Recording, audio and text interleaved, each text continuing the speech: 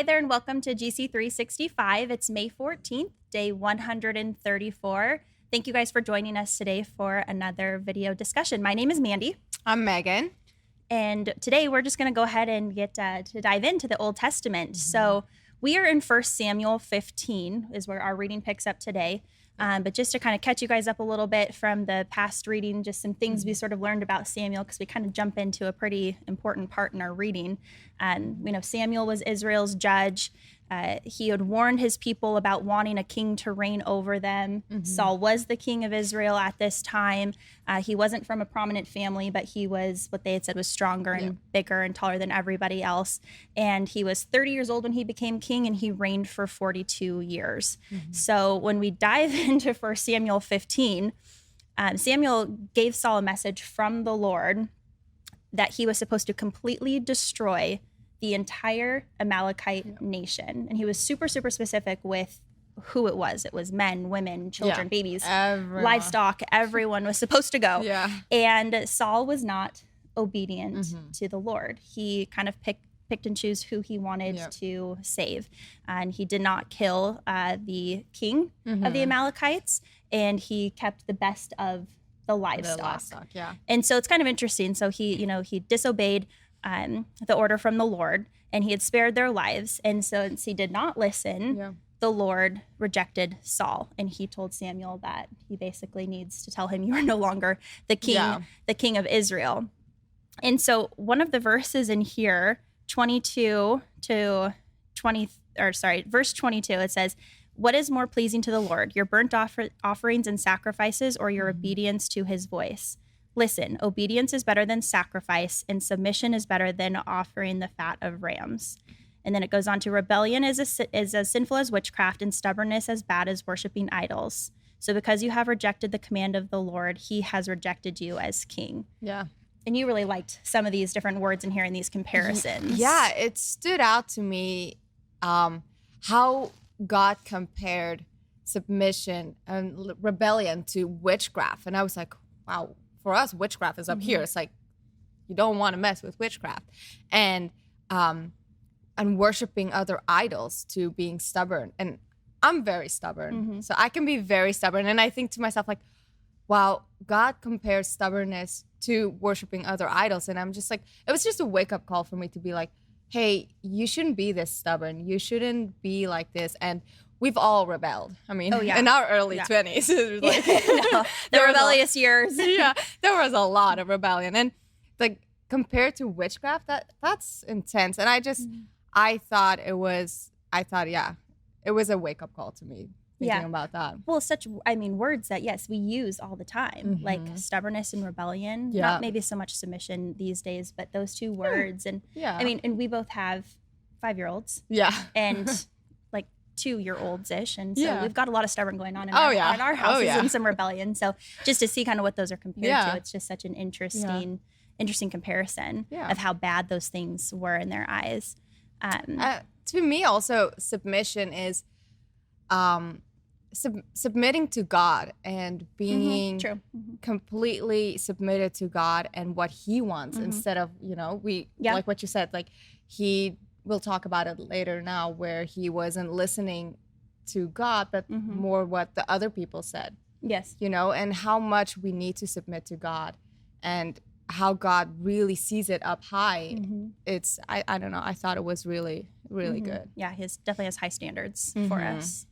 And it kind of ended out where he said that the Lord was sorry that he ever made Saul king of Israel. And to me, I'm like, that's got to be so gut-wrenching. Somebody who served for 42 years as king of Israel, and he was sorry that he ever made him king, and just kind of what that feeling was like for Saul.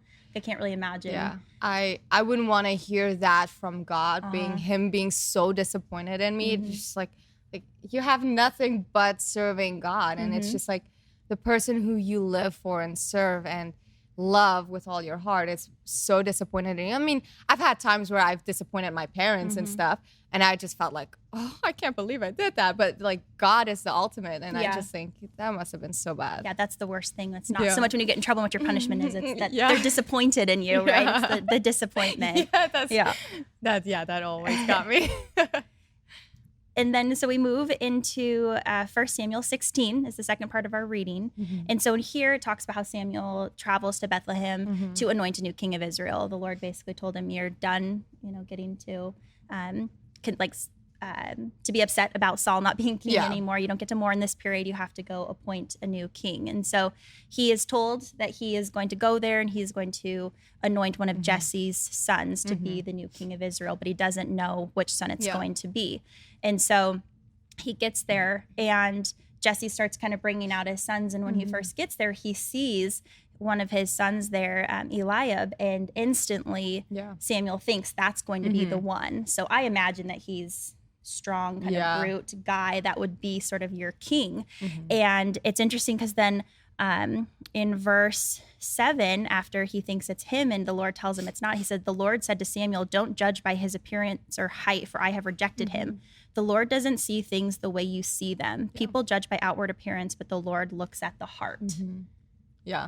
And so just how, again, we always make judgments on outward appearance and because we don't see people's hearts. You don't just wear your heart on your outside. And so again, kind of just this whole judgment and the things that we don't expect to happen. And so the Lord wasn't going to anoint, one of these big, strong guys. It was going to be somebody else. And it kind of gives you hope in a way of like, you always think of, oh, these people will get this. God will use these type of people, where he doesn't, you think like, who am I for God to use and who am I to serve God in this way? Because I'm not this and this and this. I don't speak well. I mean, look at Moses. He had a stutter. And it's just like God uses those who have a desire and a true heart for him. So it's really cool. It is interesting. Yeah, it is. And so Jesse had 7 sons who came out. And but I liked what you had said about how with each son came the Lord, basically, like how Samuel could hear him so clearly speaking. Yeah, that was something that stood out to me. It's like, how amazing is it? Like, even that where he heard God told him, like, no, don't look on the outward appearance. No, it's not him. It's not him. Okay, there should be another one. And it was just like he heard God so clearly talk. To choose them. And so after he had gone through the 7 sons, Samuel's like, okay, do you have another son? Because none of these are them. So you got to have someone else here. And so then Jesse, said, yes, my youngest who's out in the fields working. And so he had him come because he must have been the anointed king. And so sure enough, it was. And it was David who then was anointed. And the Lord had left Saul at this point. And it says in there that Saul was sent a tormenting spirit by the Lord. And you had kind of compared it to depression. Depression. Yeah. I thought about like whenever they said, and the tormented spirit came up and he needed to listen to music and to calm him down. And to me, it sounded a lot like he was really hit hard with depression. And if I had everything taken away from me at that moment, I would be really depressed too. And I thought it was interesting how God sent the tormented spirit. He allowed that. He was, for his plan to be unfold. And that was kind of interesting to me too. And so some of the workers that were with Saul had told him that maybe he needed to have somebody come to him who could play him like soothing music when he would kind of get in these, kind of these fits of this, tormenting devil. And sure enough, David, Jesse's son David, is an amazing harp player. And so he's the one who is asked by Saul to come and to play to him anytime that he is upset. And so it's kind of interesting that now we've got this connection between Saul, who was the past king of Israel, and then now we have King David coming in to kind of work for him in a way to be together. So again, an interesting relationship. We'll see how that kind of unfolds.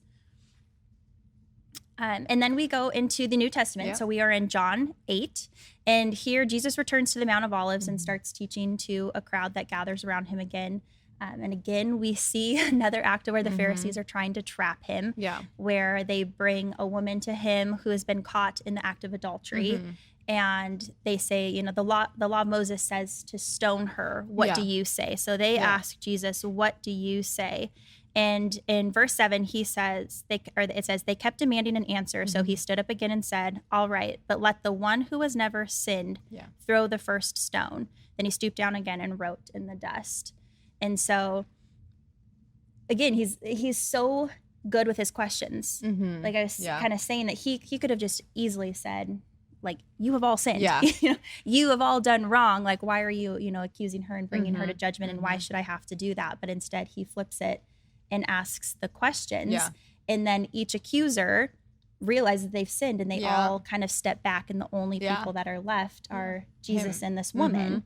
And it says that, or Jesus says to her, like, where are your accusers? Didn't even one of them condemn you? And she replies, no.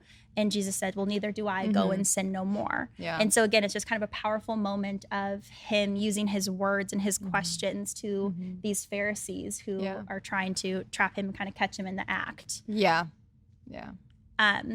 And we kind of liked what he had said to the people again. So after this has happened, he's in verse 12, he says to the people, I'm the light of the world. If you follow me, and won't have to walk in darkness, because you will have the light that leads to life. And he's kind of making this statement about himself. And again, the Pharisees are, well, you're saying all these things about yourself. You're the one who, was coming up with these things and these nice things to basically say about yourself. And, again, his response to them is that you guys don't know me.